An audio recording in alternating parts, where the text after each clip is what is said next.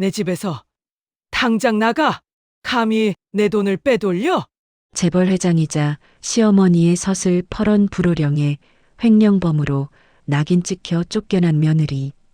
영화의 추위 속 전 재산이라곤 주머니 속 꼬깃꼬깃한 1,000원짜리 한 장뿐이었습니다. 그 돈으로 호빵 하나를 사서 돌아서는데 편의점 밖에서 떨고 있는 어린 쌍둥이가 눈에 밟혔습니다. 너희도 춥지. 이거라도 먹으렴.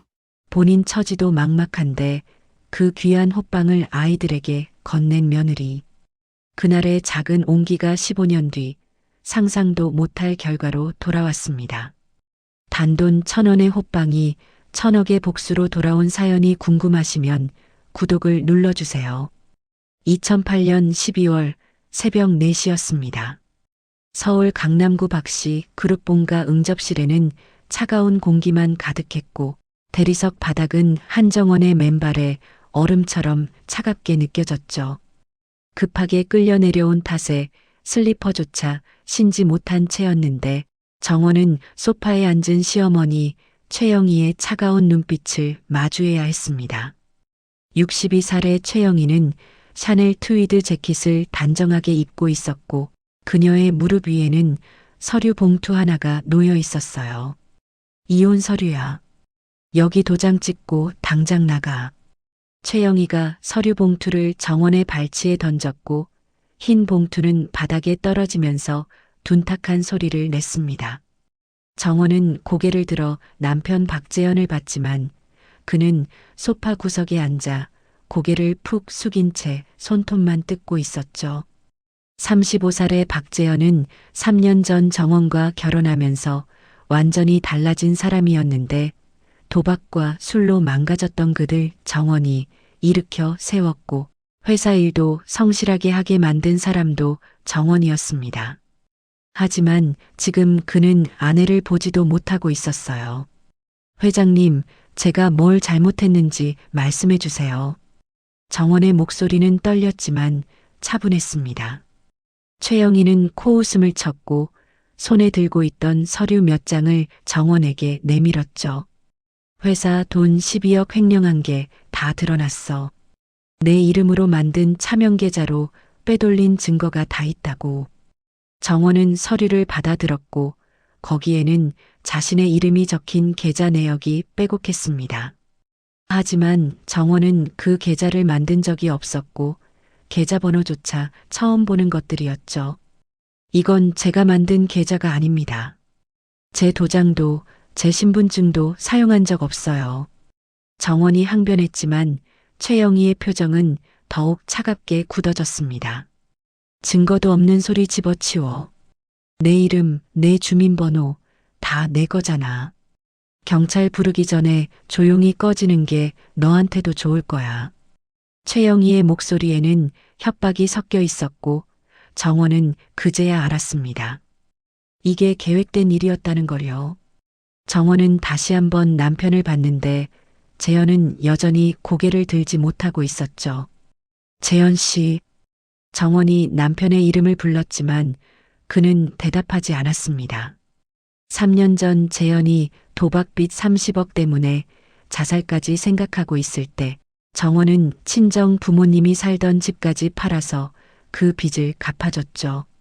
부모님이 돌아가신 후 유일하게 남은 집이었는데 정원은 남편을 살리기 위해 그걸 팔았습니다. 재현은 그때 정원의 손을 붙잡고 울면서 말했었죠. 당신 없으면 나 살 수 없어. 평생 당신만 믿고 살게. 하지만 지금 그는 아내를 지키지 못하고 있었어요. 마지막으로 한 번만 말씀드립니다. 저는 횡령하지 않았어요. 오히려 제가 찾아낸 증거가 있는데 정원이 말을 끝까지 하려 했지만 최영희가 손을 휘둘렀고 테이블 위에 찻잔이 바닥에 떨어져 산산조각 났습니다. 증거, 내가 찾아낸 증거, 거지 주제에 감히 우리 집안 일에 참견해? 내가 뭔데 우리 회사 일을 조사하고 다녀? 최영희의 목소리는 응접실을 가득 채웠고 정원의 귀가 멍멍해질 정도였죠. 정원은 그때 깨달았습니다. 자신이 3개월 전에 발견한 횡령의 진짜 범인이 누구인지를요. 회사 재무팀 자료를 정리하다가 우연히 발견한 이상한 자금 흐름, 그리고 그 돈이 흘러간 곳을 추적했을 때 정원은 충격을 받았었죠. 범인은 시동생 박민철이었고 그는 3년 동안 회사 돈을 조금씩 빼돌려 해외 계좌로 송금하고 있었습니다. 정원은 그 증거를 모아서 시어머니에게 보고했었는데 최영희는 그때 이렇게 말했었어요. 알았으니까 조용히 해. 내가 알아서 처리할게. 하지만 최영희는 처리하지 않았습니다. 대신 정원의 이름으로 차명 계좌를 만들고 모든 증거를 정원에게 뒤집어 씌운 거였죠. 정원은 이제야 그 퍼즐이 맞춰졌고 자신이 왜 여기 서 있는지 이해할 수 있었습니다. 민철 씨가 횡령한 거 다 알고 계시잖아요. 제가 찾아낸 증거 보여드렸잖아요. 정원이 말했을 때 최영희의 눈빛이 흔들렸지만 곧 차갑게 돌아왔죠. 증거? 그딴 게 어딨어? 내가 지어낸 거잖아. 민철이는 내 동생 아들이야. 내가 감히 그 애를 모함해? 정원은 무릎이 풀리는 걸 느꼈습니다. 최영희는 처음부터 동생의 아들을 지키려고 정원을 희생양으로 정한 거였죠. 흙수저 출신에 의지할 곳 없는 며느리, 없애기 딱 좋은 존재였던 겁니다. 재현 씨, 당신도 알고 있었어요? 정원이 다시 한번 남편에게 물었고 재현은 그제야 고개를 들었습니다. 그의 눈은 충혈되어 있었고 입술은 바짝 말라 있었죠. 미안해. 재현의 목소리는 모기만큼 작았고 정원은 그 한마디로 모든 걸 이해했습니다. 옷가지라도 챙기고. 정원이 말하려 했지만 최영희가 가로막았습니다. 챙길 것도 없어. 내가 여기서 입었던 옷, 신었던 신발, 쓰던 물건 다 우리 돈으로 산 거야. 가져갈 거 하나도 없다고. 최영희는 경비원에게 손짓을 했고 2명의 경비원이 정원의 양팔을 잡았죠. 정원은 끌려가면서도 재현을 봤는데 그는 고개를 돌려버렸습니다. 3년 동안 함께 살았던 남편, 자신을 위해 모든 걸 바쳤던 남편이 외면하는 모습에 정원의 가슴은 찢어지는 것 같았어요. 대문 밖으로 내쳐진 정원은 얇은 잠옷차림의 맨발이었고 영하 10도의 겨울바람이 온몸을 훑고 지나갔습니다. 12월의 새벽은 뼛속까지 시렸고 정원은 몸을 웅크린 채 근처 편의점을 향해 걸었죠. 발바닥에 자갈이 박혔지만 아픈 줄도 몰랐고 그저 따뜻한 곳에 가고 싶다는 생각뿐이었습니다.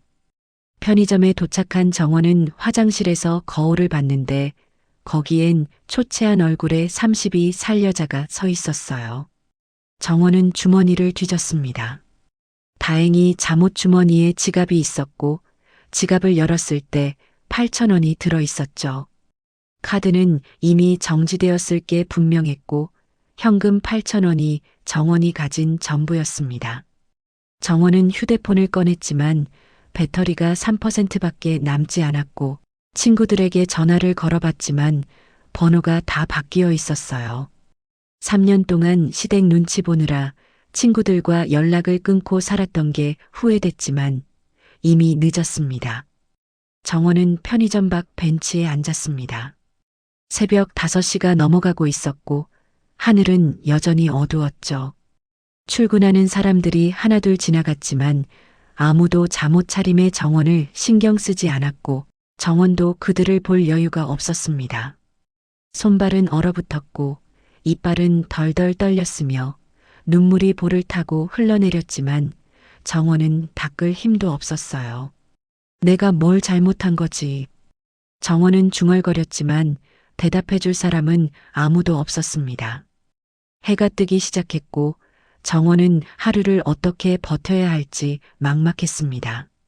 갈 곳도 없고 의지할 사람도 없으며 돈도 없는 상황에서 정원은 생각했죠.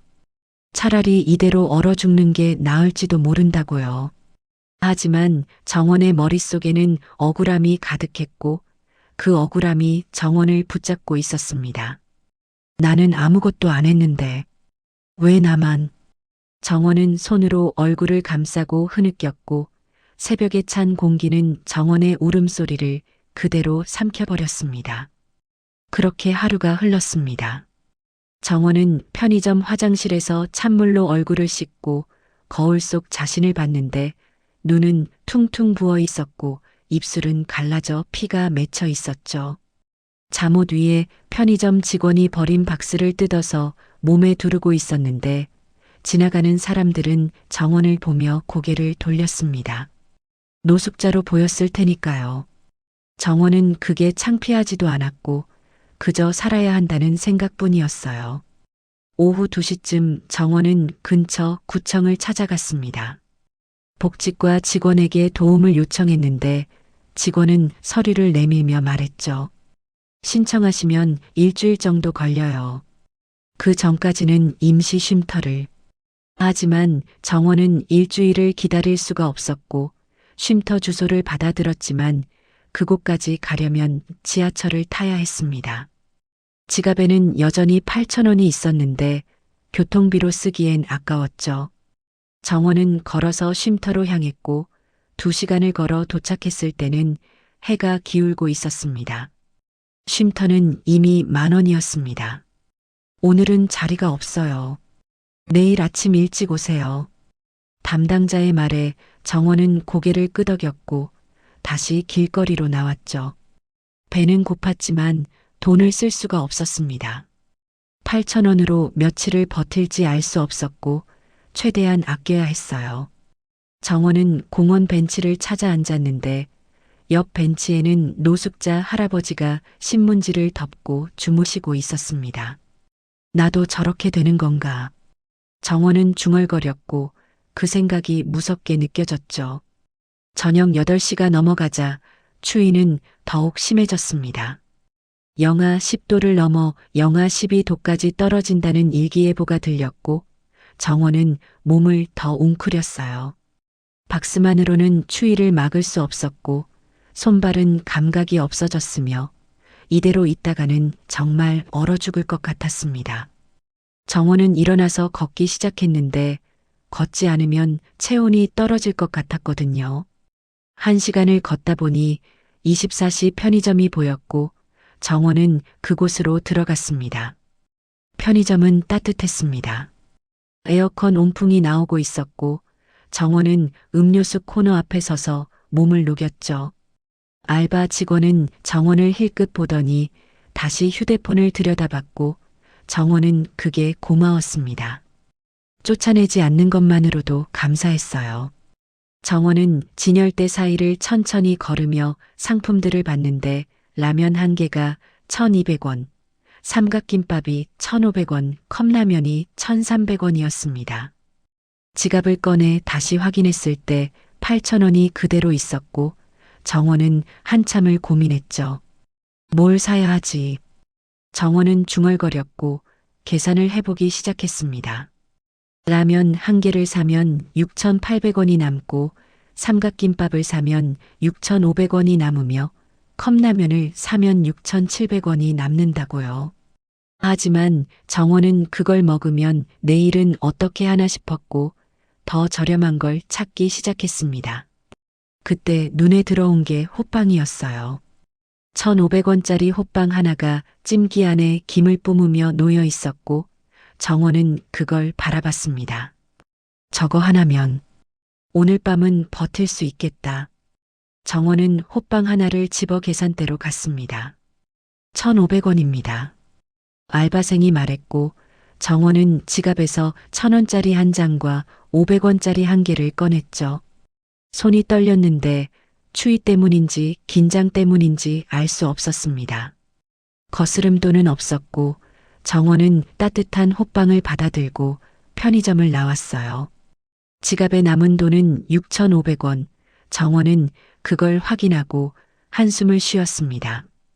편의점 앞 벤치에 앉아 호빵을 꺼냈을 때 김이 모락모락 올라왔고 손에 전해지는 따뜻함에 정원은 눈물이 났습니다. 이게 뭐라고? 정원은 웃으며 울었고 호빵을 한 입 베어 물었죠.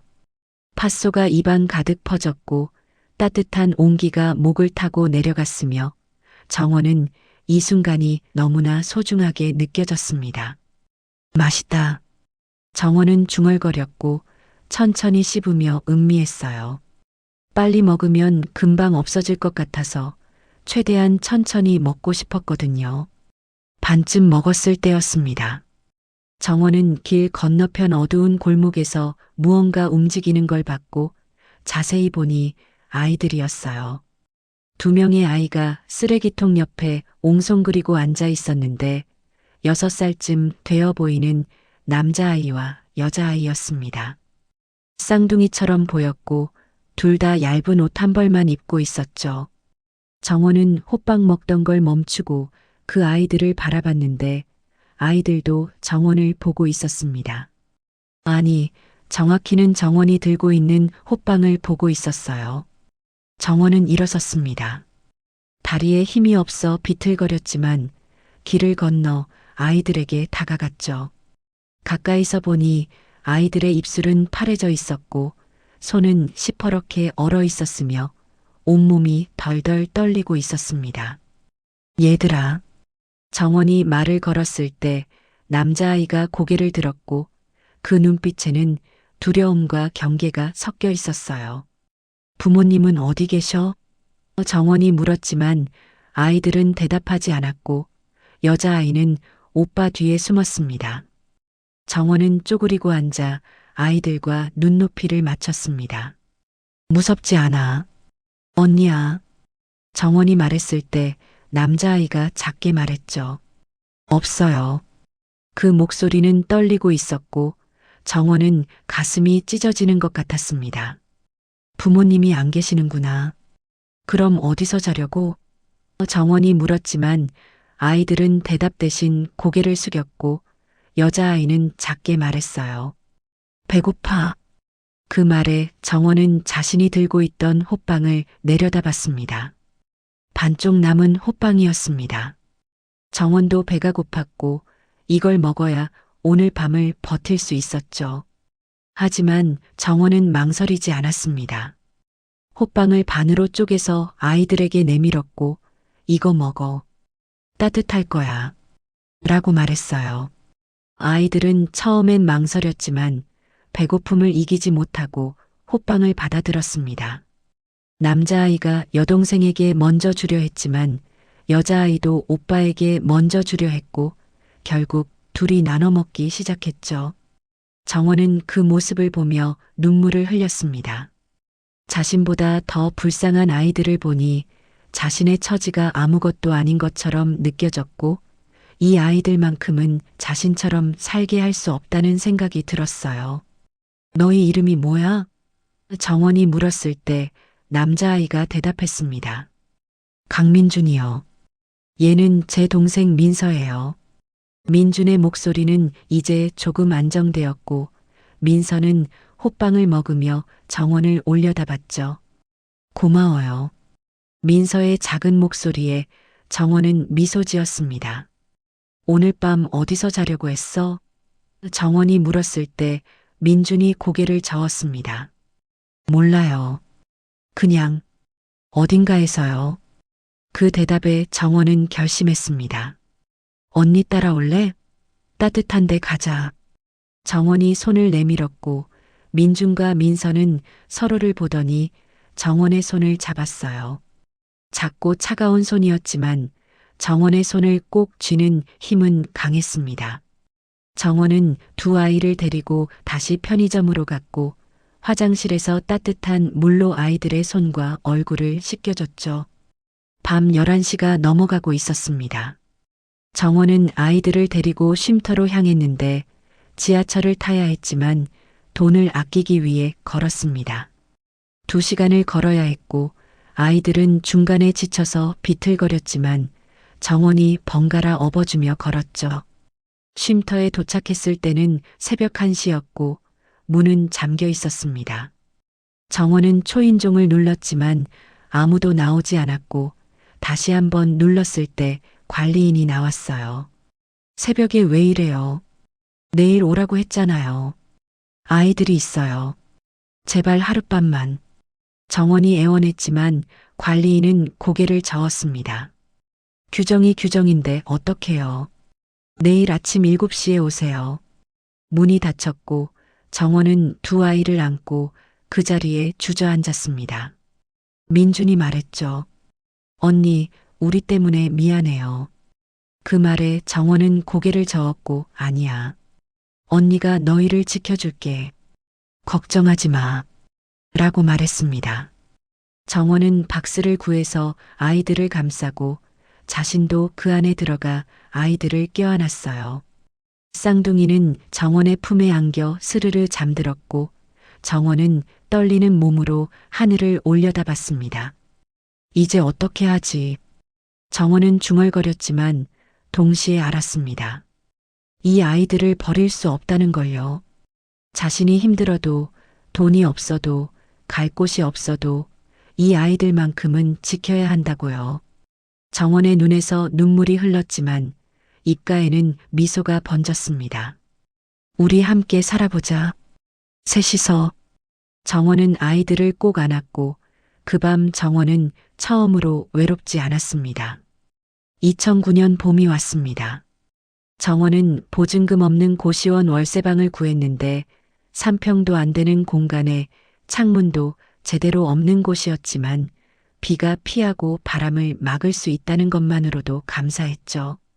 월세는 25만 원이었고 관리비 5만 원을 더하면 30만 원이 나갔습니다. 정원은 새벽 5시에 일어나 근처 오피스텔 청소 일을 시작했는데 20채를 청소하면 하루에 3만 원을 받았고 한 달이면 80만 원 정도가 됐어요.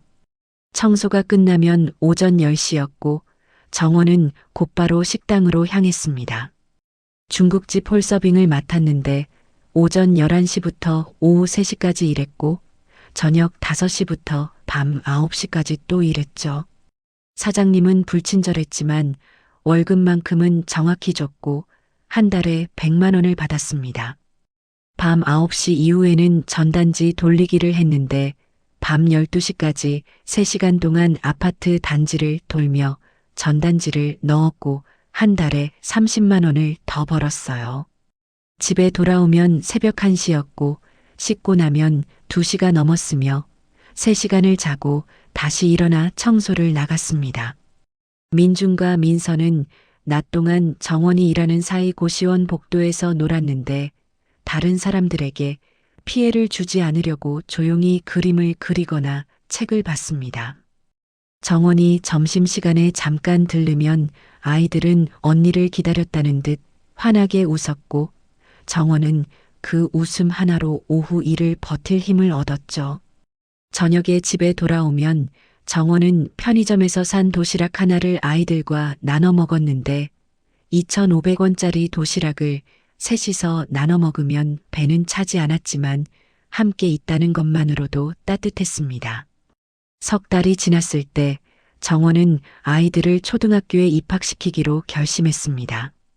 주민센터를 찾아가 사정을 설명했고 담당 공무원은 정원을 의심스럽게 봤지만 아이들의 호적을 확인한 후 입학 절차를 도와줬죠. 민준과 민서는 부모가 교통사고로 사망한 후 고아원에 있다가 도망쳐 나온 아이들이었고 고아원에서는 찾지도 않고 있었습니다. 공무원은 정원에게 아이들을 다시 보내야 한다고 말했지만 정원은 고개를 저었어요. 아이들 눈빛에서 고아원으로 돌아가기 싫어하는 게 보였고 정원은 그걸 외면할 수 없었습니다. 입학식 날 정원은 중고 교복을 구해 입혔는데 민준의 교복은 소매가 길었고 민서의 교복은 치마가 짧았지만 아이들은 불평하지 않았습니다. 정원이 싸준 도시락은 계란말이 2조각과 김 몇 장이 전부였지만 민주는 여동생에게 자기 계란말이를 나눠줬고 민서는 오빠에게 김을 더 줬죠. 담임 선생님은 정원을 불러 물었습니다. 아이들 보호자가 누구냐고요? 정원은 대답했어요. 자신이 아이들을 키우고 있다고 법적 보호자는 아니지만 가족이라고요. 선생님은 고개를 끄덕였고 그 이상 묻지 않았습니다. 학교에서 돌아온 민주는 정원에게 말했습니다. 자기가 공부 열심히 해서 나중에 돈 많이 벌겠다고요. 민서도 고개를 끄덕이며 자기도 언니를 위해 최선을 다하겠다고 했죠. 정원은 두 아이를 안으며 눈물을 흘렸는데 이 아이들이 있어서 자신이 버틸 수 있다는 걸 알았고 동시에 이 아이들을 위해서라도 포기할 수 없다는 걸 깨달았습니다. 밤마다 전단지를 돌리며 정원은 생각했어요. 언젠가는 더 나은 삶을 살 수 있을 거라고, 이 아이들이 떳떳하게 살 수 있는 날이 올 거라고요. 1년이 지났습니다. 민주는 학교에서 성적이 1등이었고 민서는 수학 경시대회에서 상을 받았습니다. 담임 선생님은 정원을 불러 말했죠.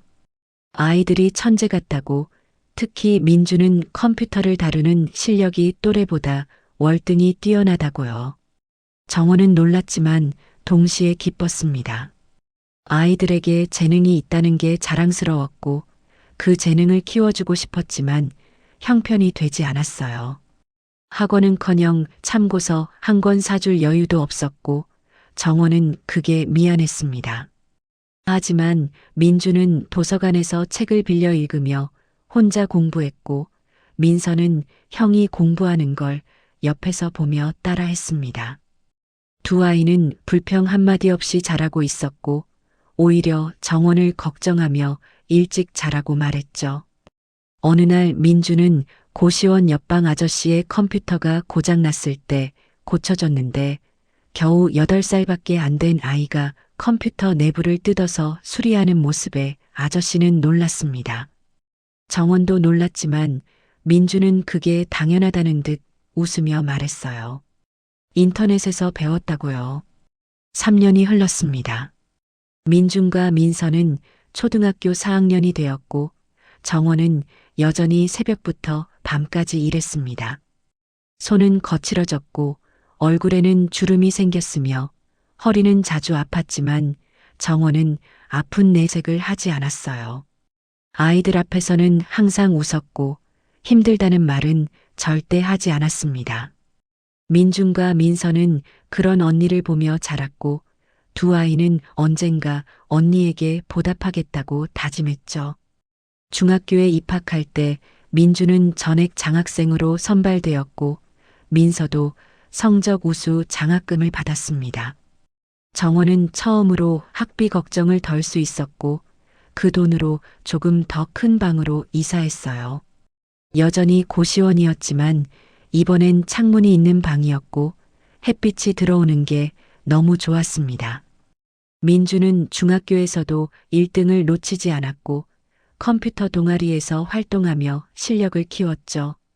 민서는 수학과 경제에 관심이 많았고 도서관에서 경제학 책을 빌려 읽으며 독학했습니다.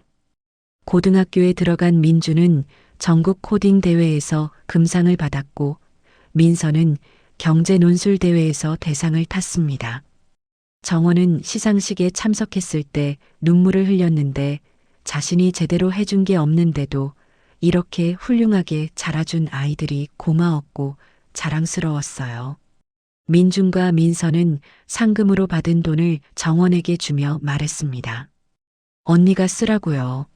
하지만 정원은 그 돈을 아이들 통장에 넣어줬고 나중에 대학 갈 때 쓰라고 말했죠. 10년이 흘렀습니다. 민준과 민서는 고등학교 3학년이 되었고 둘 다 명문대 합격 통지를 받았습니다.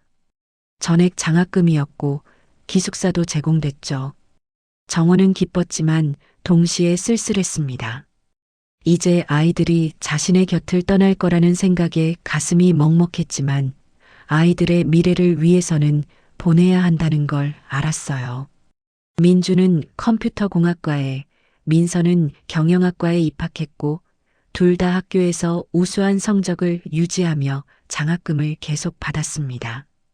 대학교 3학년이 된 민준과 민서는 주말마다 정원을 찾아왔는데 올 때마다 용돈을 드리려고 했지만 정원은 받지 않았습니다. 아이들이 번 돈은 아이들 것이라고 자신은 괜찮다고 말했죠. 하지만 민준과 민서는 알고 있었습니다. 언니가 여전히 새벽 청소를 하고 있고 식당에서 일하고 있으며 허리 통증으로 밤마다 잠을 설친다는 거리요. 두 아이는 서로를 보며 고개를 끄덕였고 무언가를 계획하기 시작했습니다. 2023년 여름이었습니다. 민준과 민서는 21세가 되었고 정원은 47살이 되었습니다. 정원의 머리는 반쯤 새었고 손은 주름투성이었으며 허리는 더 이상 펴지지 않을 정도로 아팠지만 여전히 일을 멈추지 않았어요. 어느 날 저녁 민준과 민서가 함께 찾아왔는데 둘의 표정이 심상치 않았습니다. 정원은 물었죠. 무슨 일이냐고요. 민준이 노트북을 꺼내 보여줬는데 화면에는 뉴스 기사가 떠 있었습니다. 박씨 그룹 주가 폭락, 비자금 조성 의혹이라는 제목이었고 정원은 그 이름을 보는 순간 가슴이 철렁 내려앉았습니다. 15년 만에 듣는 그 이름이었고 정원은 떨리는 손으로 기사를 읽었습니다. 박씨 그룹이 해킹을 당해 내부 비리가 전부 유출됐고 주가가 반토막 났으며 회사가 위기에 처했다는 내용이었죠. 정원은 고개를 들어 민준을 봤는데 민준의 눈빛은 차가웠습니다. 민서도 마찬가지였고 두 아이의 표정에서 정원은 느꼈어요. 이게 우연이 아니라는 걸요. 민준이 입을 열었습니다. 누나 이제 우리 차례예요. 저희만 믿으세요. 언니, 이제 우리 차례예요. 민준의 말에 정원은 잠시 말을 잇지 못했습니다. 노트북 화면에는 박씨 그룹 본사 건물 사진과 함께 최영희 회장의 얼굴이 크게 떠 있었고 15년 전 그날 밤의 기억이 파노라마처럼 스쳐 지나갔죠. 정원은 떨리는 손으로 노트북을 밀어내며 고개를 저었는데 이런 일에 아이들이 연루되는 걸 원하지 않았습니다. 하지만 민서가 정원의 손을 잡으며 조용히 말했어요. 언니가 그날 밤 우리한테 호빵 나눠주지 않았으면 우린 얼어 죽었을 거예요. 민준도 고개를 끄덕이며 덧붙였습니다. 누나, 우린 그날을 하루도 잊은 적 없어요. 정원은 두 아이를 번갈아 보았는데 6살이었던 그 작고 떨리던 아이들이 이제 21세의 청년으로 자라 있었고 눈빛에는 굳은 결심이 담겨 있었죠. 민준이 노트북을 다시 당겨 키보드를 두드리기 시작했는데 화면에는 복잡한 코드들이 빠르게 스크롤되었고 정원은 그게 무슨 의미인지 알 수 없었습니다. 민서가 설명하기 시작했습니다. 자신들이 15세부터 온라인으로 일을 시작했고 해외 기업들의 보안 시스템을 점검해주는 일로 돈을 벌었다고요.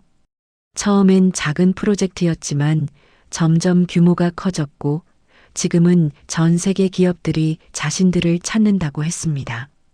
민준이 화면을 몇 번 넘기며 보여줬는데 거기엔 실리콘밸리 기업들, 유럽 금융회사들, 아시아 대기업들의 이름이 빼곡했죠. 정원은 믿을 수 없다는 표정으로 두 아이를 바라봤고 민서가 미소 지으며 말했습니다. 오빠가 프로그래밍 천재고 저는 금융 분석을 하거든요. 정원은 떨리는 목소리로 물었습니다. 그럼 학비는 어떻게 냈냐고. 장학금만으로는 생활비가 부족했을 텐데요. 민준이 차분하게 대답했죠. 장학금은 형식이었고 실제로는 저희가 번 돈으로 모든 걸 해결했어요. 기숙사비도 책값도 식비도 전부 저희 돈이었고 누나한테는 말씀 안 드렸습니다. 정원은 그제야 깨달았어요. 아이들이 주말마다 찾아올 때 가져온 과일과 반찬들, 생일 때마다 선물해준 옷과 신발들이 모두 아이들이 번 돈으로 산 거였다는 거요. 민서가 자신의 가방에서 통장 하나를 꺼냈습니다. 정원 앞에 놓인 통장을 펼치자 잔액이 보였는데 80억이라는 숫자가 적혀 있었고 정원은 눈을 의심했죠. 민준이 자기 통장도 꺼내 보여줬는데 거기에도 똑같이 80억이 찍혀 있었습니다. 민서가 말했어요. 합치면 160억이고 15세부터 6년 동안 번 돈인데 한 푼도 쓰지 않고 모았다고요. 정원은 입을 다물지 못했고 왜 이런 돈이 있으면서 자신한테 말하지 않았냐고 물었습니다. 민준이 정원의 눈을 똑바로 보며 대답했습니다. 누나랑 함께 가난하게 사는 게 더 행복했거든요. 그 말에 정원의 눈에서 눈물이 흘러내렸고 민서도 눈시울을 붉혔죠. 아이들이 돈이 있으면서도 자신과 함께 좁은 고시원에서 살았고 편의점 도시락을 나눠 먹으며 웃었으며 불평 한마디 없이 자랐다는 게 가슴을 먹먹하게 했습니다. 정원은 두 아이를 끌어안았고 한참을 그렇게 있다가 물었어요. 그래서 이제 뭘 하려는 거냐고요. 민준이 노트북을 다시 돌려 화면을 보여줬습니다. 거기에는 박씨 그룹의 주식 차트가 떠 있었고 최근 한 달 동안 주가가 반토막 난 게 선명하게 보였죠. 민서가 설명하기 시작했는데 오빠가 박씨 그룹 시스템에 침투해서 내부 비리 자료를 빼냈고 그걸 언론에 유출했다고 합니다. 회사 임원들이 조성한 비자금, 탈세 내역, 횡령 증거들이 전부 드러났고 검찰이 수사에 착수했다고 했어요. 정원은 놀라서 물었습니다. 그게 불법 아니냐고, 너희가 잡히면 어떻게 하냐고요. 민주는 여유롭게 웃으며 대답했습니다. 추적 불가능하게 만들었고 전 세계 서버를 거쳐서 흔적을 남기지 않았다고요. 10년 넘게 이 일을 해왔는데 한 번도 들킨 적 없다고 했습니다. 민서가 덧붙였죠. 그리고 저희가 한 건 단순히 내부 고발이에요. 원래 있던 자료를 세상에 공개한 것뿐이고 불법은 박씨 그룹이 저지른 거라고요. 정원은 아이들의 말을 듣고 있었지만 여전히 불안했고 이런 일이 커지면 아이들이 위험해질까봐 걱정이었습니다. 민준이 화면을 넘기며 다음 단계를 설명했습니다. 지금 박씨 그룹 주가가 폭락하면서 주식을 헐값에 살 수 있는 타이밍이 왔고 자신들이 회사 지분 15%를 확보했다고 했죠. 160억을 전부 투자했고 지금 박씨 그룹 2대 주주가 됐다고 합니다. 정원은 숨이 막혔는데 아이들이 재벌가의 주주가 됐다는 게 믿기지 않았어요. 민서가 서류 몇 장을 꺼내 보여줬는데 거기에는 KM홀딩스라는 회사 이름과 함께 박씨 그룹 지분 15% 보유라고 적혀 있었습니다. 민준이 말했습니다. KM홀딩스는 저희 이름 앞글자예요. 강민준, 강민서요. 정원은 서류를 들여다보며 손을 떨었는데 아이들이 이렇게 큰일을 벌였다는 게 실감 나지 않았죠. 민서가 정원의 손을 잡으며 말했어요. 언니, 이제 임시 주주총회를 열 거예요. 거기서 언니를 모시고 가려고요. 정원은 고개를 저으며 자신은 그런 자리에 갈 수 없다고 말했지만 민준이 단호하게 말했습니다. 누나가 가셔야 돼요. 누나한테 상처 준 사람들이 누나를 다시 봐야 하거든요. 며칠 후 박씨 그룹 본사에서는 긴급 이사회가 열렸습니다. 최영희 회장은 회의실에 앉아 임원들을 노려보고 있었는데 77세의 나이에도 여전히 카리스마가 넘쳤죠. 옆에는 박재현이 앉아 있었고 50세가 된 그는 15년 전보다 훨씬 늙어 보였습니다. 머리는 반쯤 새었고 얼굴에는 주름이 깊게 패여 있었으며 눈빛은 생기를 잃은 듯 했어요. 박민철도 참석했는데 45살의 그는 여전히 건방진 표정으로 앉아 있었습니다. 최영희가 입을 열었습니다. 대체 KM홀딩스가 누군지 밝혀냈냐고 우리 회사 지분을 15%나 사들인 놈이 누군지 찾아야 한다고 했죠. 비서가 대답했는데 추적이 불가능하고 해외 페이퍼 컴퍼니를 여러 개 거쳐서 실소유주를 알 수 없다고 합니다. 최영희는 책상을 쳤고 임원들은 움찔했어요. 박재현이 조심스럽게 말했습니다. 어머니, 임시 주주총회 요구가 들어왔는데 어떻게 할까요? 최영희는 코웃음을 쳤죠. 오라고 해. 누가 감히 우리한테 덤비나 보자고요. 주주총회 당일이 되었습니다. 정원은 민중과 민서가 사준 정장을 입고 거울을 보고 있었는데 15년 만에 입어보는 제대로 된 옷이었고 어색했지만 단정해 보였습니다. 민서가 정원의 머리를 손질해줬고 민준이 구두를 닦아줬죠. 정원은 두 아이를 보며 말했습니다. 정말 가야 하냐고 자신은 그냥 여기 있겠다고요. 하지만 민준이 정원의 손을 잡으며 말했어요. 누나가 직접 가셔야 의미가 있어요. 누나가 당당하게 그 사람들 앞에 서는 거 보여주세요. 차는 민준이 빌린 고급 세단이었고 정원은 뒷좌석에 앉아 창밖을 보며 심장이 터질 듯 뛰는 걸 느꼈습니다. 박씨 그룹 본사 건물이 보였을 때 정원은 숨을 깊이 들이쉬었고 민서가 옆에서 손을 꼭 잡아줬죠. 차에서 내렸을 때 로비는 넓고 화려했는데 15년 전 이곳을 마지막으로 본 이후 처음 다시 온 거였습니다. 경비원들이 정원 일행을 보며 수군거렸지만 민준이 주주 증명서를 보여주자 태도가 달라졌어요. 엘리베이터를 타고 15층 회의실로 향했습니다. 문이 열렸을 때 안에는 이미 사람들이 가득 앉아 있었고 정면에는 최영희가 앉아 있었죠. 정원이 들어서는 순간 회의실이 조용해졌고 최영희의 눈이 커졌습니다. 옆에 앉아있던 박재현도 얼굴이 하얗게 질렸고 박민철은 믿을 수 없다는 표정으로 정원을 바라봤어요. 최영희가 떨리는 목소리로 물었습니다. 내가 왜 여기 있어? 정원은 침착하게 대답했죠. 저도 주주니까요. 정원 뒤로 민준과 민서가 들어왔고 두 사람은 양복을 단정하게 차려입고 있었습니다. 민준이 서류 가방을 열어 주주 명부를 꺼내 탁자 위에 올려놓았고 민서가 설명하기 시작했어요. 저희 KM홀딩스는 박씨 그룹 지분 15%를 보유한 2대 주주입니다. 오늘 이 자리는 회사 경영 투명성을 높이고 과거 비리를 바로잡기 위해 요청한 거고요. 최영희는 믿을 수 없다는 듯 민준과 민서를 번갈아 봤고 그제야 깨달은 듯 물었습니다. 너희가 KM홀딩스야? 민준이 고개를 끄덕였습니다. 네, 저희가 실소유주고 한정원 씨는 저희 대리인으로 오늘 이 자리에 참석하셨습니다. 박재현이 떨리는 목소리로 말했어요. 정원아, 이게 대체 무슨... 하지만 정원은 그를 쳐다보지도 않았고 최영희를 똑바로 바라보며 입을 열었습니다. 15년 전 회장님께서 저한테 하신 말씀 기억하세요.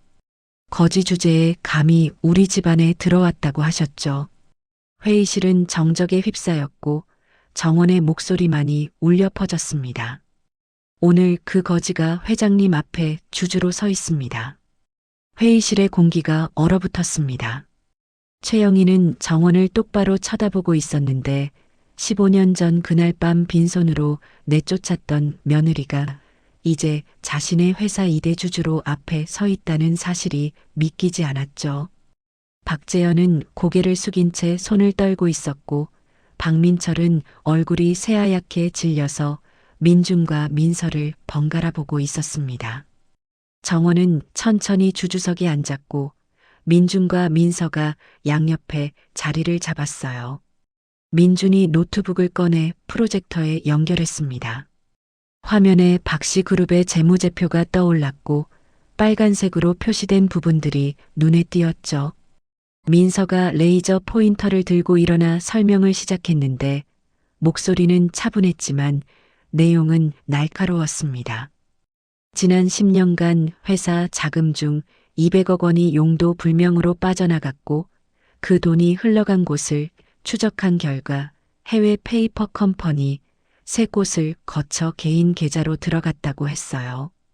임원들은 술렁이기 시작했고 최영희는 입술을 깨물며 민서를 노려봤습니다. 민준이 다음 화면을 띄웠습니다. 거기에는 계좌 거래 내역이 상세하게 나와 있었는데 날짜와 금액, 수취인까지 모두 기록되어 있었죠. 정원은 그 화면을 보며 숨을 죽였는데 15년 전 자신이 발견했던 바로 그 자료들이었고 당시 최영희에게 보고했다가 묵살당했던 증거들이었습니다. 민준이 말했어요. 이 자금을 빼돌린 사람은 박민철 이사입니다. 순간 회의실이 술렁였고 박민철이 벌떡 일어나 소리쳤죠. 이게 무슨 헛소리야. 민서가 침착하게 다음 자료를 보여줬습니다. 박민철 명의의 해외 계좌 사본이었고 거기에 입금된 금액들이 회사에서 빠져나간 시기와 정확히 일치했어요. 게다가 그 돈으로 구입한 부동산 목록까지 첨부되어 있었는데 샌프란시스코 펜트하우스, 싱가포르 콘도, 도쿄 오피스텔이 모두 박민철 명의로 되어 있었습니다. 박민철은 말을 잃었고 얼굴이 붉어졌다가 다시 하얗게 변했죠. 최영희는 조카를 보며 입을 열었지만 아무 말도 나오지 않았고 손만 부들부들 떨고 있었습니다. 정원이 천천히 일어났습니다. 회의실의 모든 시선이 정원에게 쏠렸고 정원은 최영희를 똑바로 바라보며 입을 열었어요. 15년 전 제가 이 자료를 회장님께 보고했을 때 회장님은 조용히 하라고 하셨죠. 최영희의 눈빛이 흔들렸고 정원은 계속 말을 이었습니다. 그리고 일주일 후 저는 횡령범으로 몰려서 쫓겨났고 제 이름으로 만들어진 차명계좌에 모든 죄가 뒤집어 씌워졌습니다. 회의실은 다시 술렁이기 시작했고 임원들은 서로 눈치를 보며 수군거렸어요. 민준이 다음 화면을 띄웠는데 거기에는 15년 전 만들어진 차명계좌 개설 기록이 나와 있었습니다. 서명 필적 감정 결과도 함께 첨부되어 있었는데 한정원이라는 서명을 한 사람은 정원이 아니라 박민철이었다는 감정서가 선명하게 보였죠. 민서가 말했습니다. 박민철 이사는 형수님 신분증을 몰래 복사해서 차명계좌를 만들었고 자신이 횡령한 증거를 모두 그 계좌로 위장했습니다. 박민철은 의자에 주저앉았고 최영희는 눈을 감았어요. 정원은 박재현을 바라봤습니다. 15년 만에 마주하는 전 남편은 완전히 다른 사람이 되어 있었는데 눈빛에는 생기가 없었고 어깨는 축 처져 있었으며 입술은 바짝 말라 있었죠. 정원이 조용히 물었습니다. 당신도 알고 있었나요? 박재현은 고개를 들지 못했고 한참 후에야 작게 대답했어요. 미안해. 그 한마디에 정원은 웃음이 나왔는데 15년을 기다린 사과치고는 너무 가벼웠고 그 미안하다는 말 한마디로 자신이 겪은 모든 고통이 사라지는 건 아니었으니까요. 민서가 다음 자료를 펼쳤습니다. 이번에는 박재현의 과거 기록이었는데 결혼 전 도박 빚이 30억에 달했고 자살 시도까지 했다는 병원 기록이 나와 있었죠. 그리고 그 빚을 갚아준 사람이 한정원이라는 증거도 함께 있었습니다.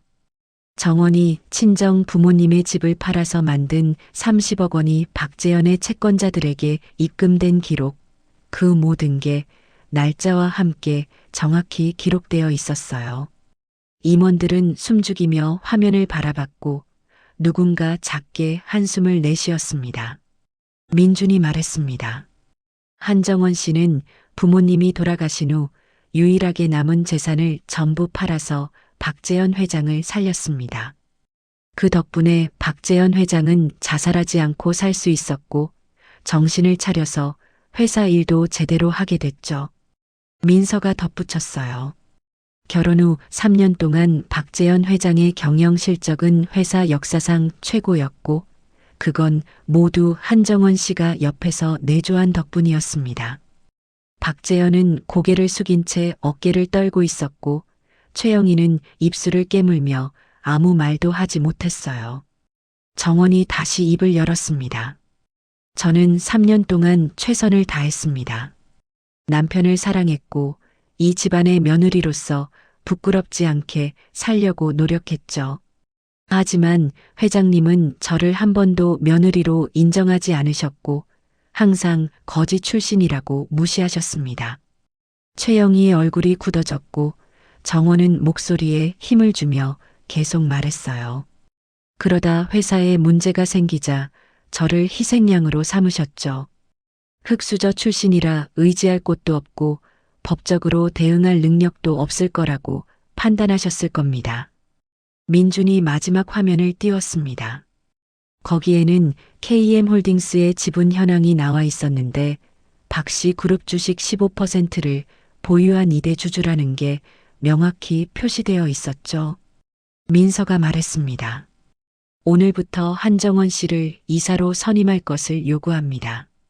그리고 15년 전의 일에 대해 공식적인 사과를 받겠습니다.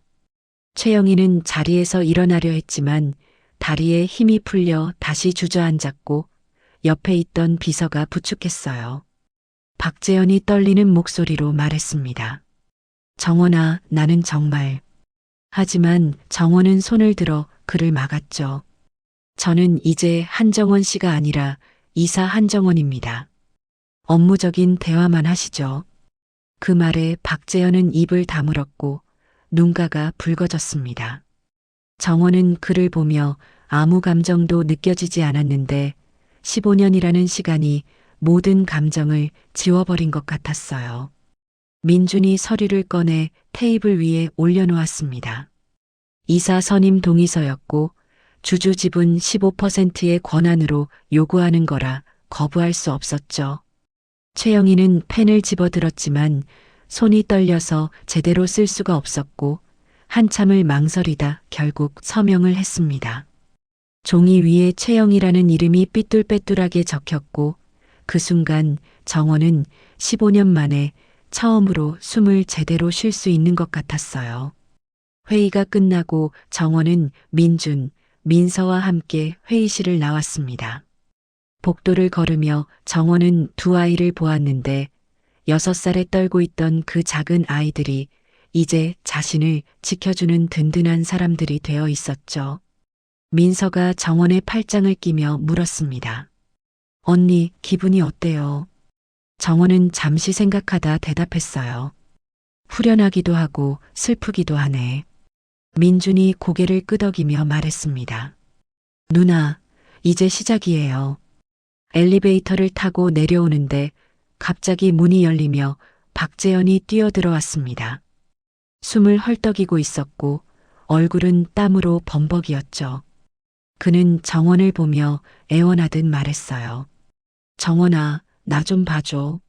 나는 정말 내가. 하지만 민준이 박재현과 정원 사이를 가로막았고 차갑게 말했습니다. 지금 누나한테 말 거시는 건가요? 박재현은 민준을 보다가 결국 고개를 떨구고 엘리베이터에서 내렸어요. 로비에 도착했을 때 정원은 뒤를 돌아보지 않았습니다. 15년 전 빈손으로 쫓겨났던 그 건물을 이제 당당하게 걸어나가고 있었고 양옆에는 자신을 지켜주는 두 아이가 있었죠. 차에 타서 출발하는데 민서가 조용히 말했습니다. 언니, 사실 우리한테 숨긴 게 하나 더 있어요. 정원은 고개를 돌려 민서를 봤고 민준도 백미러로 정원을 보며 말했어요. 우리 친부모님 유산이 있었어요. 정원은 눈을 크게 떴고 민서가 계속 말했습니다. 150억이요. 차 안이 조용해졌습니다. 정원은 두 아이를 번갈아 보며 물었어요. 그럼 왜 진작에 그 돈을 안 찾았냐고 15년 동안 고생할 필요가 없었잖냐고요. 민준이 대답했습니다. 찾을 수 있었어요. 18살 때부터요. 민서가 덧붙였죠. 하지만 안 찾았어요. 언니랑 함께 가난하게 사는 게 더 행복했거든요. 그 말에 정원은 눈물이 쏟아졌고 두 아이도 눈물을 흘리며 서로를 껴안았습니다. 차는 저녁 노을 속을 달리고 있었고 정원은 생각했어요. 이 아이들이 진짜 가족이구나. 이사 선임 후 일주일이 지났습니다. 정원은 박씨 그룹 임원 사무실에 출근했는데 15층 끝자리에 마련된 방은 작았지만 창문 너머로 서울 시내가 한눈에 보였죠. 책상 위에는 민준이 준비해준 회사 내부 자료들이 쌓여 있었고 정원은 하나하나 읽어내려가며 회사의 실장을 파악하기 시작했습니다. 15년 전과 달라진 게 거의 없었어요. 여전히 비자금이 조성되고 있었고 허위 계약서로 자금을 빼돌리는 수법도 그대로였으며 세금 탈루 규모는 오히려 더 커져 있었습니다. 정원이 자료를 검토하고 있을 때 노크 소리가 들렸습니다. 문이 열리며 들어온 사람은 재무팀 박 차장이었는데 50대 중반의 그는 서류 뭉치를 들고 조심스럽게 다가왔죠. 결제가 필요한 건들이라며 책상 위에 올려놓았는데 정원은 서류를 펼쳐보다 이상한 점을 발견했습니다. 협력업체 선정 계약서였는데 업체 정보가 부실했고 계약 금액은 시세보다 30%나 높았어요. 정원이 물었습니다. 이 업체 실사 자료 어디 있나요? 박 차장은 당황한 표정으로 더듬거렸고 그 모습만으로도 정원은 알 수 있었죠. 민준에게 전화를 걸었습니다. 협력업체 3곳의 실체를 파악해달라고 했고 1시간 후 민준이 보내온 자료에는 충격적인 내용이 담겨 있었어요. 세 업체 모두 페이퍼 컴퍼니였고 실제 대표는 박민철의 처남들이었으며 지난 5년간 이런 식으로 빼돌린 돈이 80억에 달했습니다. 정원은 서류를 들고 회장실로 향했는데 비서가 막아섰지만 정원은 개의치 않고 문을 열었죠. 최영희는 소파에 앉아 차를 마시고 있었고 정원을 보자 미간을 찌푸렸습니다. 정원은 서류를 최영희 앞에 내던졌습니다. 종이들이 흩날렸고 최영희는 화를 내려다 서류 내용을 보고 입을 다물었어요. 민철 씨가 5년간 80억을 빼돌렸습니다. 정원의 목소리는 차가웠고 최영희는 서류를 집어들며 얼굴이 하얗게 변했죠. 이건 어떻게 해? 정원이 말을 끊었습니다. 제가 조사했습니다. 최영희는 서류를 던지며 소리쳤어요. 민철이는 내 동생 아들이야. 하지만 정원은 흔들리지 않았습니다. 그래서 15년 전 저한테 죄를 뒤집어 씌우신 거죠. 다음 날 임시 이사회가 소집되었습니다.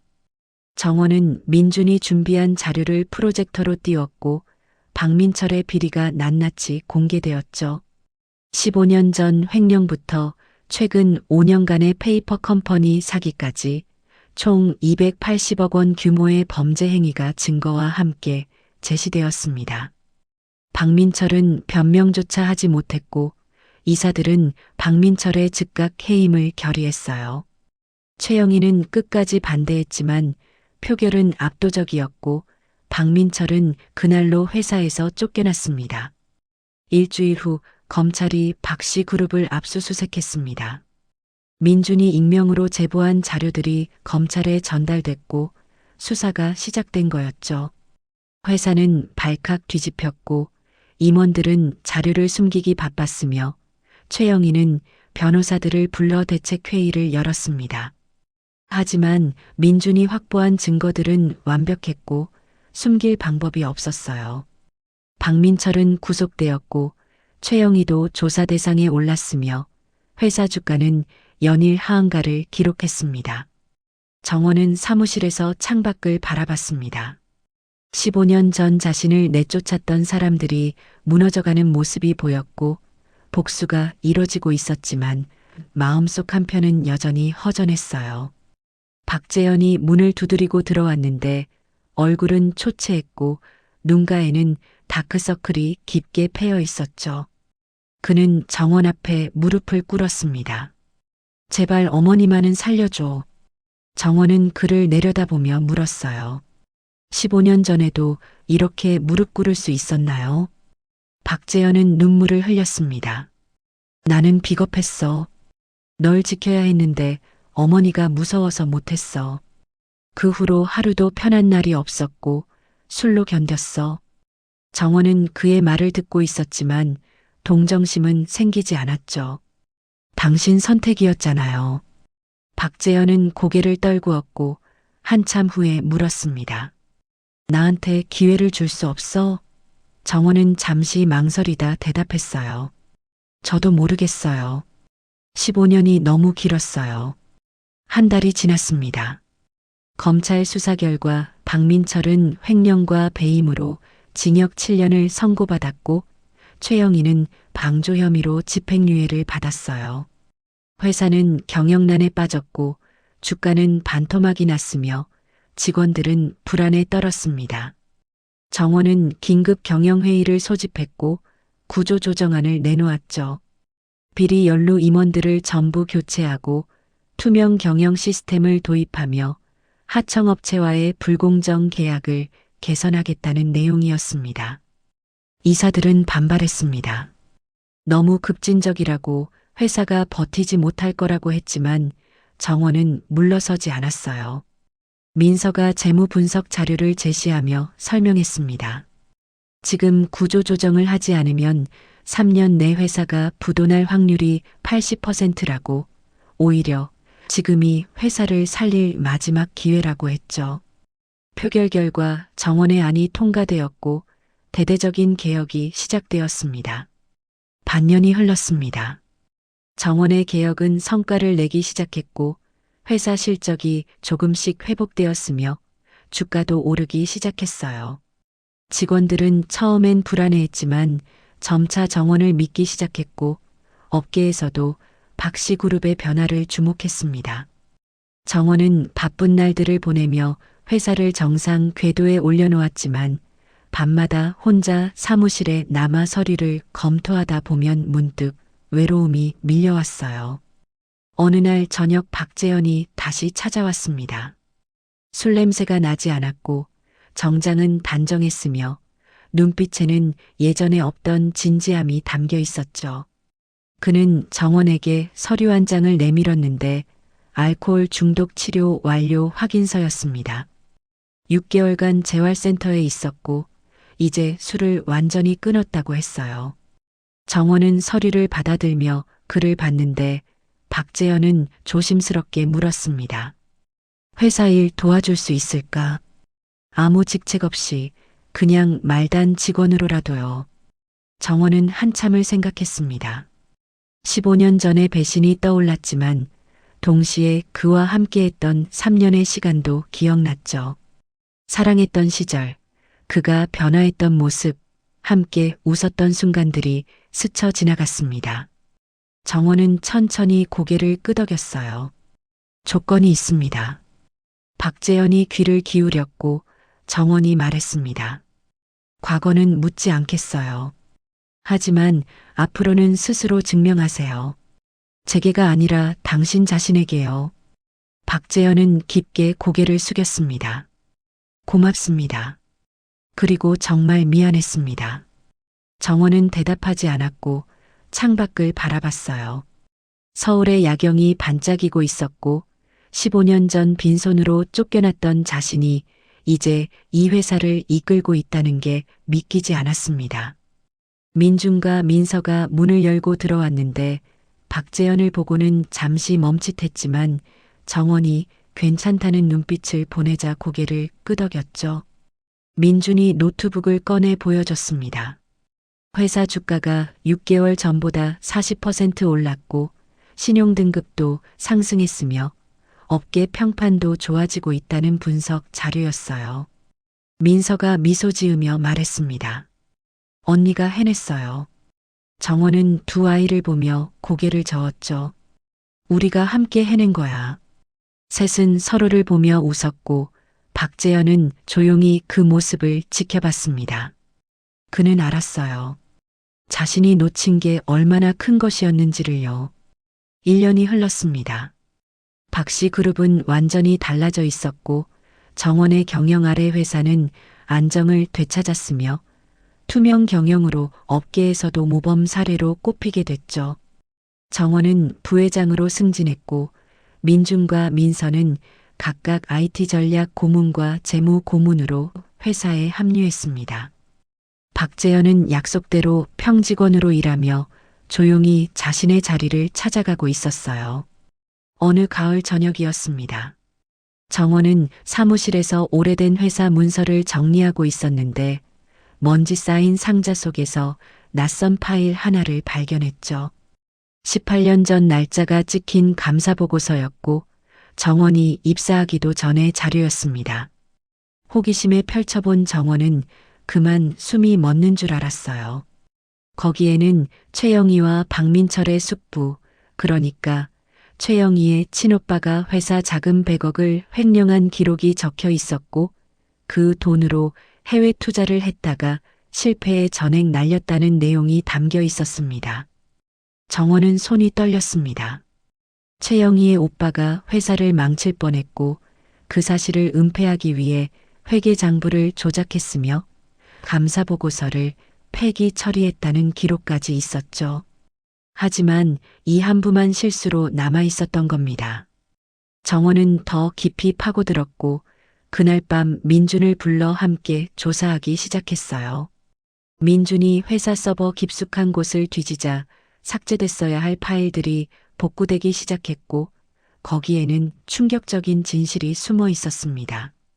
최영희의 오빠는 횡령 사실이 드러나자 자살했습니다.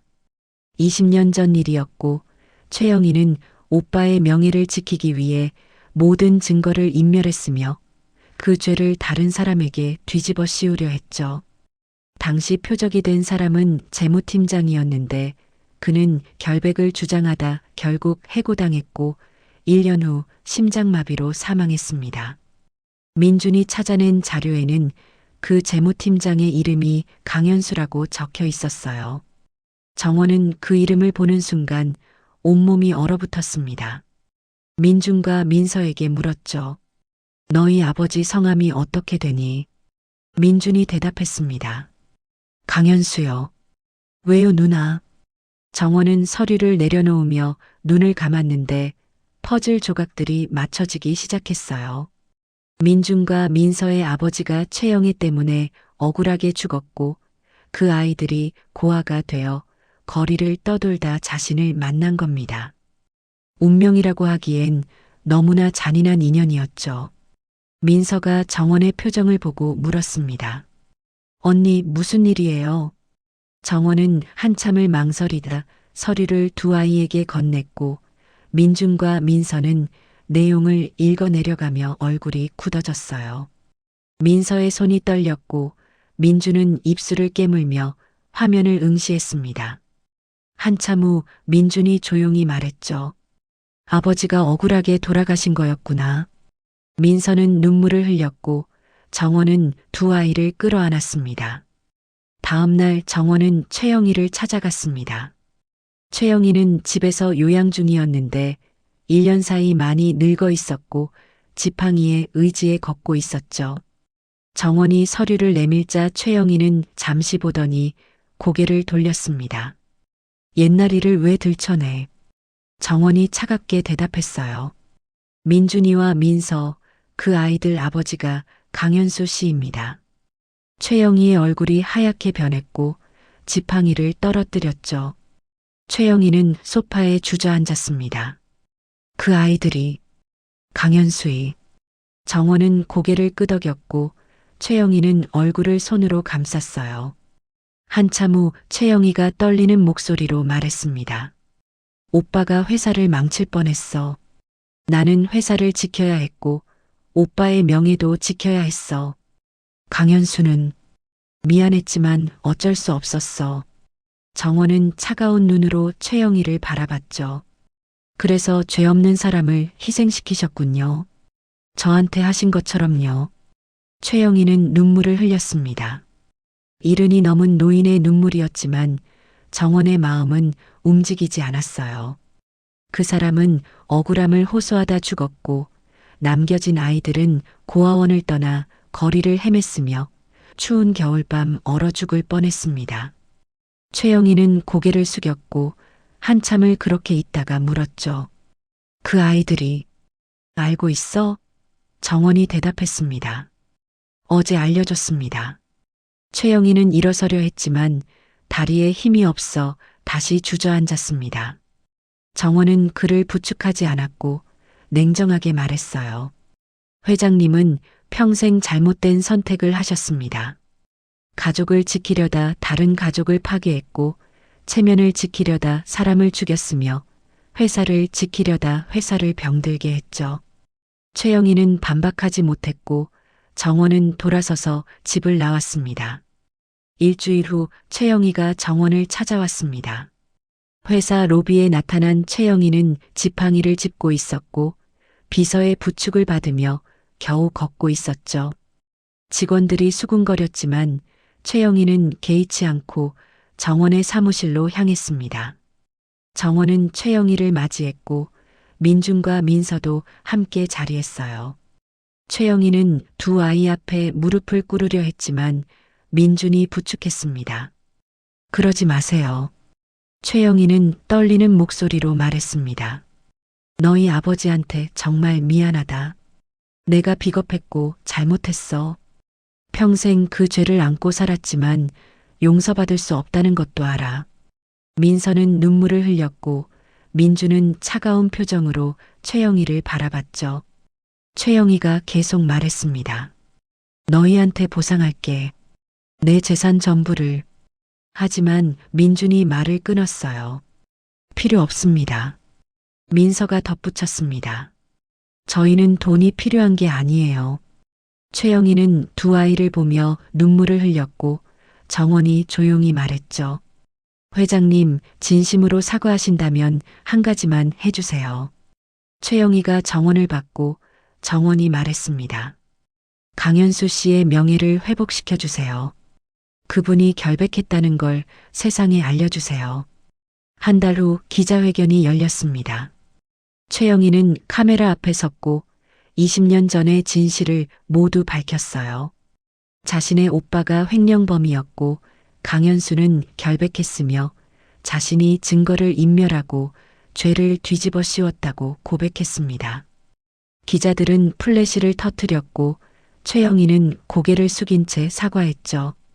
강현수의 유족들에게 용서를 구한다고 평생 속죄하며 살겠다고 말했습니다. 방송은 전국에 타올랐고 여론은 들끓었습니다. 재벌가의 비리가 또다시 드러났고 사람들은 분노했지만 동시에 최영희의 용기를 인정하기도 했어요. 강현수의 명예는 회복되었고 그의 묘소 앞에는 추목 꽃다발이 쌓였습니다. 민준과 민서는 아버지 산소를 찾아가 절을 올렸고 정원도 함께 고개를 숙였죠. 민준이 아버지 사진을 보며 말했습니다. 아버지, 이제 편히 쉬세요. 그날 저녁 셋은 처음 만났던 편의점 앞 벤치에 앉았습니다. 16년 전 그날처럼 호빵을 사서 나눠 먹었고 따뜻한 김이 피어올랐어요. 민서가 말했습니다. 언니, 그날 호빵 나눠주지 않았으면 우린 어떻게 됐을까요? 정원은 웃으며 대답했죠. 나도 너희 덕분에 다시 일어설 수 있었어. 민준이 덧붙였습니다. 우린 가족이니까요. 세 사람은 서로를 보며 웃었고 차가운 겨울바람이 불었지만 마음만큼은 따뜻했습니다. 정원은 하늘을 올려다봤습니다. 별이 빛나고 있었고 어디선가 강현수도 지켜보고 있을 것 같았어요. 정원은 마음속으로 말했습니다. 아저씨, 아이들 잘 키웠죠. 바람이 정원의 머리칼을 스쳐 지나갔고 그건 마치 대답 같았습니다. 민서가 정원의 팔짱을 끼며 물었어요. 언니, 이제 뭐 하고 싶어요? 정원은 잠시 생각하다 대답했습니다. 우리 재단 만들자. 민준이 고개를 끄덕였죠. 좋아요. 어떤 재단인데요? 정원이 미소 지으며 말했습니다. 따뜻한 호빵 나눔 재단. 우리처럼 힘든 아이들을 돕는 거야. 민서가 환하게 웃었고 민준도 따라 웃었어요. 셋은 악수를 나눴고 새로운 시작을 약속했습니다. 16년 전 호빵 하나로 시작된 인연이 이제 수많은 사람들에게 희망을 나눠주는 시작점이 될 거였죠. 정원은 생각했습니다. 결국 사랑은 돌고 돈다고 내가 준 작은 온기가 이렇게 큰 사랑으로 돌아왔다고요. 1년이 또 흘렀습니다. 따뜻한 호빵 나눔 재단은 서울 중심가에 사무실을 열었고 한부모 가정과 거리의 아이들을 위한 쉼터를 운영하기 시작했어요. 정원은 박씨 그룹 부회장직을 유지하면서 재단 이사장을 겸임했고 민준과 민서는 재단 운영에 필요한 시스템을 구축하며 바쁜 나날을 보냈습니다. 재단 건물 1층에는 무료 급식소가 있었는데 매일 저녁 100명이 넘는 사람들이 찾아와 따뜻한 식사를 했죠. 정원은 매주 금요일 저녁이면 직접 급식소에 나가 배식을 도왔습니다. 앞치마를 두르고 국을 퍼주며 사람들과 눈을 맞추고 이야기를 나눴는데 그 중에는 10년 전 자신과 비슷한 처지의 사람들이 많았어요. 어느 날 배식을 하던 중 한 여성이 정원 앞에 섰는데 40대 초반으로 보이는 그녀는 두 아이의 손을 잡고 있었습니다. 정원은 국을 떠주며 물었죠. 아이들 몇 살이에요? 여성이 대답했습니다. 7살이요. 쌍둥이에요. 정원은 순간 멈칫했습니다. 쌍둥이 남매를 보니 17년 전 그날 밤이 떠올랐고 추운 겨울 골목에서 떨고 있던 민준과 민서가 생각났어요. 여성은 고개를 숙이며 말했습니다. 남편이 사고로 세상을 떠났고 저는 일용직으로 겨우 버티고 있어요. 정원은 여성의 손을 잡았고 재단 상담사를 불러 자리를 마련했습니다. 그날 저녁 그 가족은 재단 쉼터에 머물게 됐고 정원은 직접 아이들에게 새 옷과 신발을 사주며 말했어요. 괜찮을 거예요. 민서가 다가와 정원의 어깨에 손을 얹었습니다. 언니도 저렇게 우릴 돌봐줬죠. 정원은 고개를 끄덕였고 두 사람은 아이들이 새 옷을 입고 좋아하는 모습을 지켜봤어요. 민준이 합류하며 말했습니다. 이번 달에만 쉼터 입소 신청이 50건이 넘었어요. 확장해야 할 것 같아요. 정원은 동의했고 셋은 그날 밤 재단 확장 계획을 논의했습니다. 한편 박재현은 묵묵히 자신의 자리를 지키고 있었습니다. 회사에서 영업팀 대리로 일하며 성실하게 근무했고 동료들 사이에서도 평판이 좋아졌어요. 술을 완전히 끊은 지 2년째였고 매주 상담을 받으며 자신을 돌아보는 시간을 가졌습니다. 어느 날 박재현은 용기를 내서 정원에게 저녁 식사를 제안했는데 업무 관련 이야기가 있다고 했죠. 정원은 잠시 망설이다 승낙했고 둘은 조용한 한식당에서 마주 앉았습니다. 박재현은 정원을 보며 천천히 말문을 열었습니다. 17년 전으로 돌아갈 수 있다면 널 지켰을 거야. 정원은 차를 마시며 듣고 있었고 박재현은 계속했어요. 그날 밤 이후로 하루도 편한 날이 없었어. 술로 견뎠지만 그것도 도망일 뿐이었고 결국 나 자신이 무너졌지. 정원은 잔을 내려놓으며 조용히 대답했습니다. 그건 당신이 선택한 길이었어요. 박재현은 고개를 끄덕였죠. 맞아, 내 선택이었어. 그래서 더 후회돼. 박재현이 주머니에서 봉투 하나를 꺼냈습니다. 안에는 이혼 서류가 들어 있었는데 17년 전 그날 밤 최영희가 내던진 바로 그 서류였어요. 박재현이 말했습니다. 그날 어머니가 이걸 버리라고 했는데 나는 버리지 못했어. 내 도장을 받지도 못했으니 법적으로 우린 아직 부부야. 정원은 서류를 받아들며 놀란 표정을 지었고 박재현이 덧붙였죠. 이제 내가 결정해. 도장을 찍고 끝낼 수도 있고 아니면. 정원은 한참을 서류를 들여다봤습니다. 17년이라는 시간이 흘렀고 그 사이 너무 많은 일들이 있었죠. 증오도 있었고 배신감도 있었으며 외로움도 있었지만 동시에 성장도 있었고 깨달음도 있었으며 새로운 가족도 생겼습니다. 정원은 천천히 서류를 반으로 찢었어요. 박재현이 눈을 크게 떴고 정원이 말했습니다. 과거는 끝났어요. 이제 새로 시작할 수 있는지 지켜보고 싶어요. 박재현의 눈에 눈물이 고였습니다. 그는 고개를 숙이며 감사하다고 말했고 정원은 잔을 들어 올렸어요. 친구로 시작해요. 박재현도 잔을 들었고 둘은 가볍게 부딪혔습니다. 그날 저녁 두 사람은 오랜만에 편하게 대화를 나눴는데 회사 이야기도 하고 재단 이야기도 했으며 미래에 대한 계획도 공유했어요. 17년 만에 처음으로 부담 없이 마주할 수 있었고 정원은 생각했습니다. 용서는 상대를 위한 게 아니라 나를 위한 거구나. 한편 최영희는 요양원에서 지내고 있었습니다. 기자회견 이후 건강이 급격히 나빠졌고 이제는 휠체어에 의지해야 했죠. 어느 날 정원이 찾아갔을 때 최영희는 창가에 앉아 밖을 바라보고 있었는데 백발이 된 모습이 쓸쓸해 보였습니다. 정원이 다가가자 최영희는 고개를 돌렸고 놀란 표정을 지었어요. 내가 왜? 정원은 과일 바구니를 테이블에 놓으며 말했습니다. 그냥 들렀어요. 최영희는 한참을 정원을 바라보다 작게 물었습니다. 나를 용서한 거야? 정원은 의자에 앉으며 고개를 저었어요. 용서는 아직이에요. 하지만 이해는 조금 했어요. 최영희가 눈썹을 치켜 올렸고 정원이 설명했습니다. 회장님도 두려웠던 거죠. 가족을 지키고 회사를 지켜야 한다는 책임감에 눌려서 잘못된 선택을 하신 거예요. 최영희는 눈물을 흘렸고 정원은 휴지를 건네줬습니다. 최영희가 떨리는 목소리로 말했습니다. 내 인생에서 가장 후회되는 일이 너를 내쫓은 거야. 내가 얼마나 좋은 며느리였는지, 얼마나 재현이를 바꿔놨는지, 그걸 너무 늦게 알았어. 정원은 잠시 침묵하다 대답했어요. 저도 배웠어요. 그 시간들이 저를 강하게 만들었고, 민준이와 민서를 만나게 해줬으며, 진짜 가족이 뭔지 알게 해줬어요.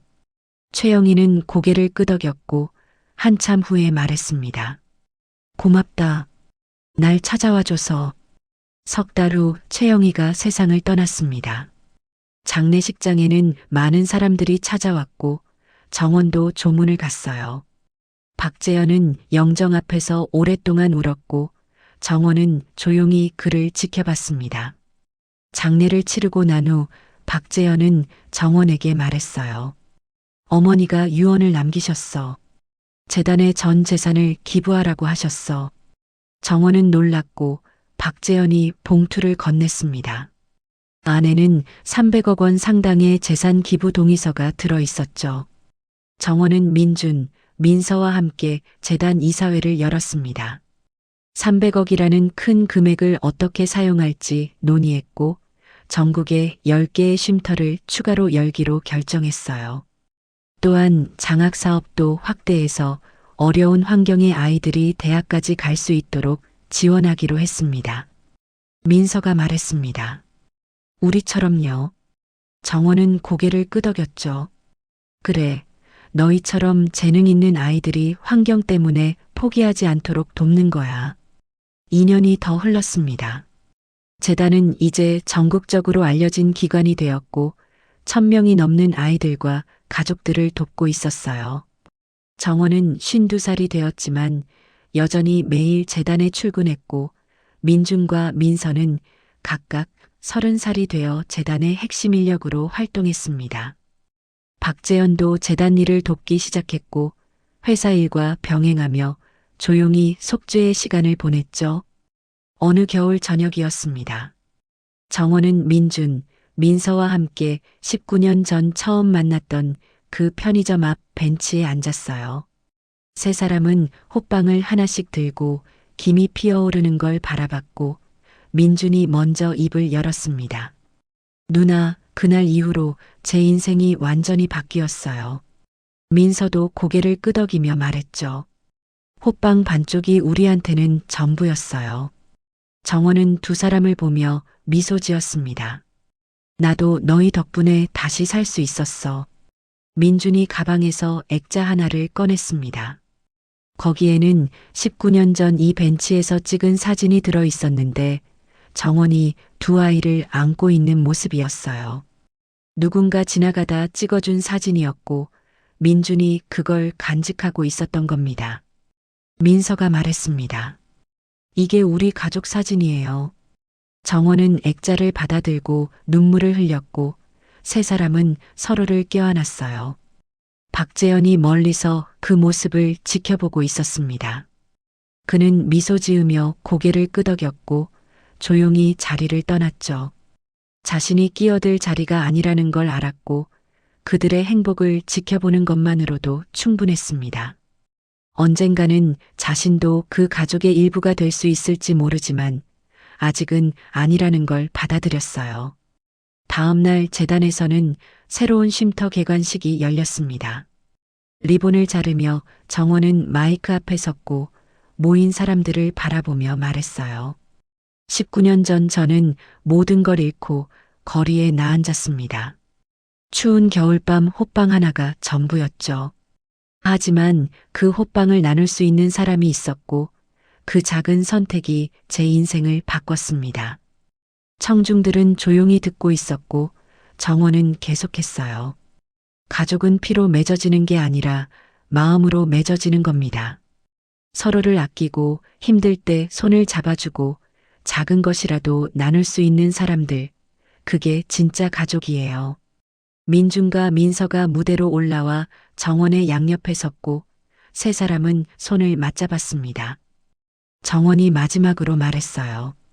이 재단을 통해 더 많은 사람들이 가족을 만나고 따뜻함을 나누고 희망을 찾을 수 있기를 바랍니다. 박수가 터져 나왔고 사람들은 일어서서 환호했어요. 행사가 끝나고 저녁이 되었습니다. 정원은 재단 옥상에 올라가 서울의 야경을 바라봤는데 19년 전 빈손으로 쫓겨났던 그 거리들이 이제는 다르게 보였어요. 민서가 옆에 와서 섰고 조용히 물었습니다. 언니 행복해요? 정원은 고개를 끄덕이며 대답했죠. 응, 정말 행복해.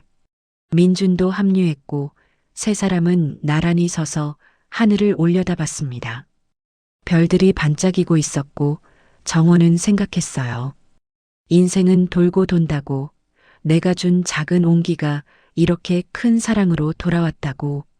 어둠 속에서도 빛을 찾을 수 있고 절망 속에서도 희망을 발견할 수 있으며 혼자라고 생각했을 때 가족이 생긴다고요. 민서가 정원의 손을 잡았고 민준도 다른 손을 잡았습니다. 세 사람은 그렇게 서서 밤하늘을 바라봤고 바람이 부드럽게 불어왔어요. 정원은 마음속으로 말했습니다. 고마워. 그날 밤 내 앞에 나타나줘서. 민준과 민서도 마음속으로 대답했죠. 고마워요. 누나, 우리를 포기하지 않아줘서. 세 사람의 그림자는 하나로 이어져 있었고 그 모습은 마치 처음부터 가족이었던 것처럼 자연스러웠습니다. 호빵 하나로 시작된 기적은 이렇게 완성되었고 앞으로도 계속될 거였어요. 따뜻함을 나누는 한, 기적은 끝나지 않으니까요. 오늘의 이야기는 여기까지입니다. 추위가 이제 거의 끝나갑니다. 더 따스한 영상들도 여러분들께 인사드리겠습니다. 1초 만에 하실 수 있는 좋아요와 댓글로 화이팅 부탁드립니다. 감사합니다.